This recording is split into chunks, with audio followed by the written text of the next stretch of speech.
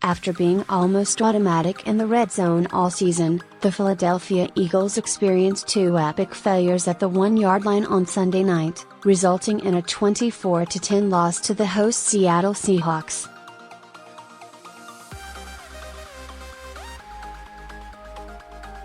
The loss snapped a 9-game winning streak, dropping the Eagles to 10-2 and into second place in the race for the top seed in the NFC playoffs.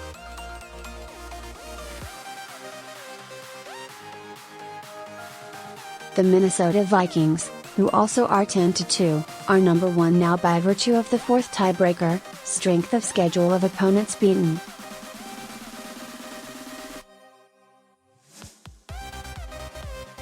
Four games remain, however. A fumble by quarterback Carson Wentz just short of the goal line on the opening series of the third quarter rolled through the end zone for a touchback.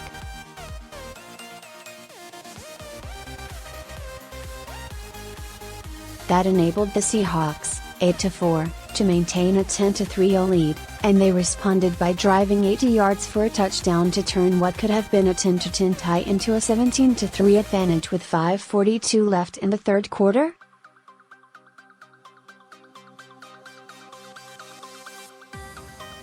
Not surprisingly, quarterback Russell Wilson inflicted just about all the damage, particularly on that drive.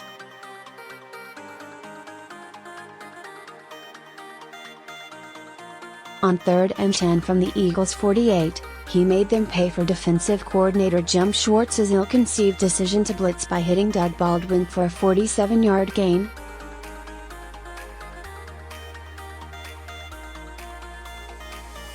The play was originally ruled a touchdown but changed when replays showed Baldwin stepped out at the 1.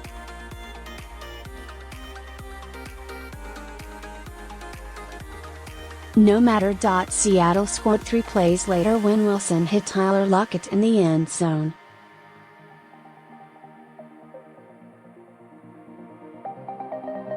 An earlier malfunction in which Alshon Jeffrey was called for holding to wipe out a first down run to the 1 by LeGarrette Blount forced the Eagles to settle for a field goal in the second quarter.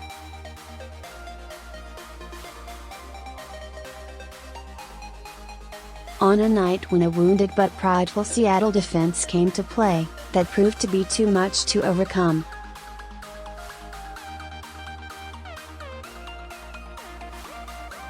Faced with a 4th and 3 at the Seattle 25 on the next series, the Eagles basically had no choice but to go for it and were stuffed when unblocked linebacker K.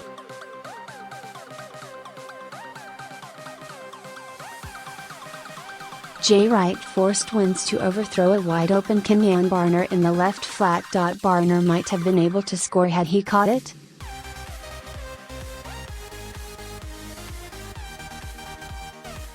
The Eagles finally found the end zone early in the fourth quarter on a 27-yard pass to Nelson Agholor to make it 17-10.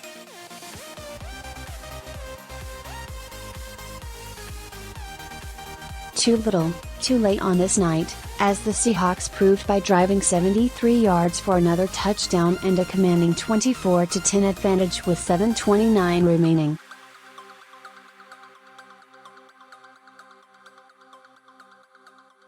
Wentz completed 29 passes in 45 attempts for 348 yards, a touchdown and an interception.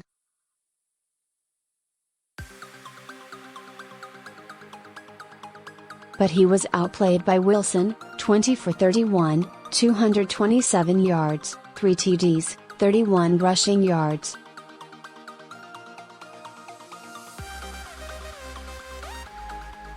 It's tough to fumble at the 1-yard line, on the road in close situations like that and expect to win, Wentz said, especially on that first drive of the second half, the way we were kind of rolling there.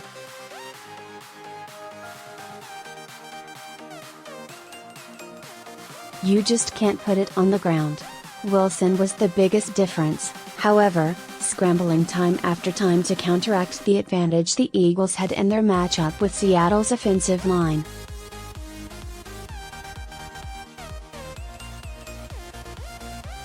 Their defensive backs stuck to receivers for much longer than required, just not the time necessary to prevent Wilson from killing them with his legs.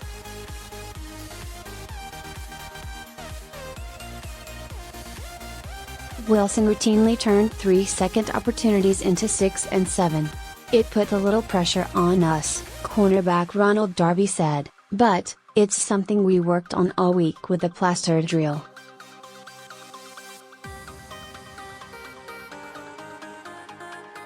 "You've just got to stay on your guy." He made some good plays.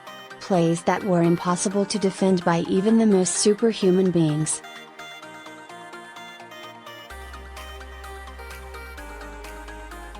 Nevertheless, the Eagles instead chose to focus on the plays they did have a chance to make and didn't.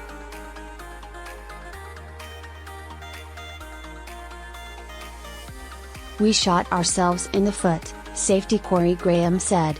"Wilson made some plays, but at the same time it was opportunities that we left out there as far as what he did and when he did it.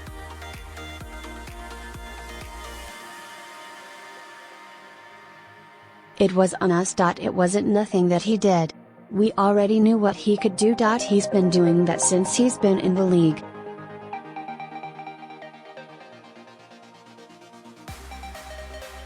"We've just got execute, you know what I mean? Actually, it was. The coup de grace came when Wilson was flushed out of the pocket on a 3rd and 8 from the Seahawks 42.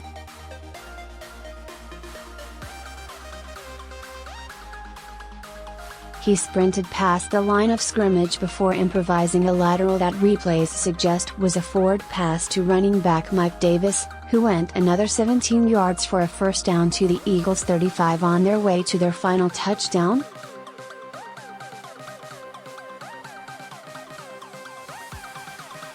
The referees ruled it a lateral.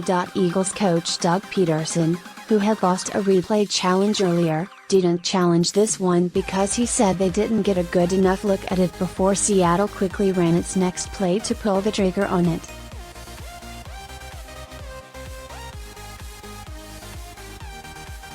A stop on that play would have given the Eagles possession with more than 8 minutes remaining and down by only a touchdown.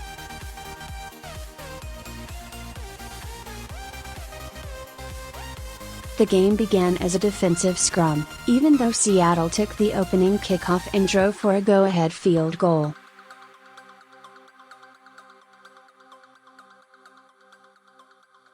A big return by Barner on the ensuing kickoff was called back due to a clipping penalty on Najee Good, burying the Eagles at their 10-yard line.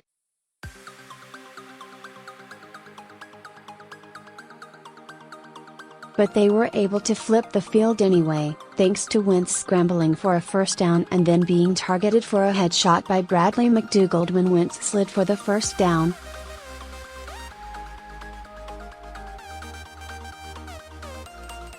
Though they couldn't score on their first possession, their defense forced Seattle to punt out of its end zone, and the Eagles were able to begin their second possession in Seattle territory.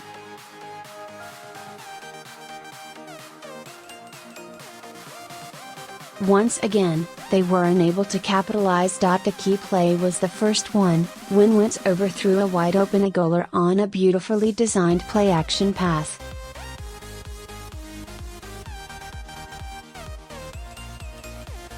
A sack by Frank Clark, who froze left tackle Holly Pulavati with an inside stunt, forced the punt.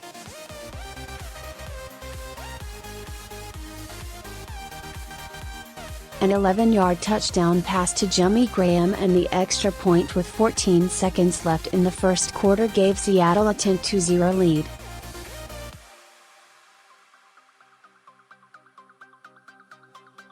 It was the first TD the Eagles surrendered in the first quarter this season and the first time since Week 2, when they lost to Kansas City, that they trailed by double digits.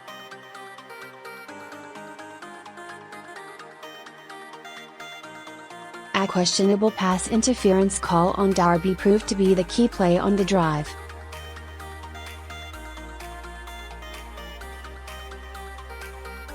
Darby and receiver Paul Richardson were engaged in mutual hand-fighting the whole way down the field, but the call went against Darby for 19 yards and the Seahawks had a first down at the 16.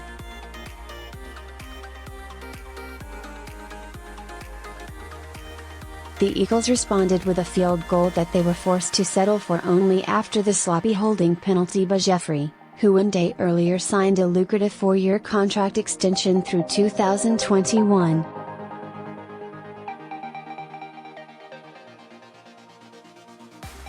Though they were able to get their running game cranked up in the second quarter, going to halftime with 91 yards on the ground, the Eagles still trailed by a touchdown.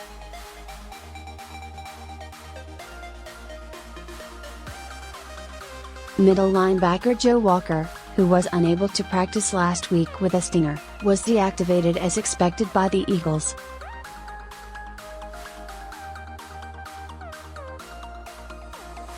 Walker had become the starter when the Eagles lost Jordan Hicks to an Achilles injury.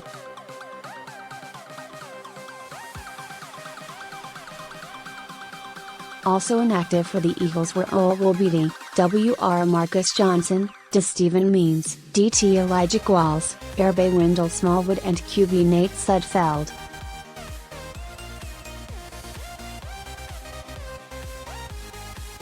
Safety Earl Thomas, heel, and linebacker Bobby Wagner, hamstring, played for Seattle after being listed as questionable on the injury report.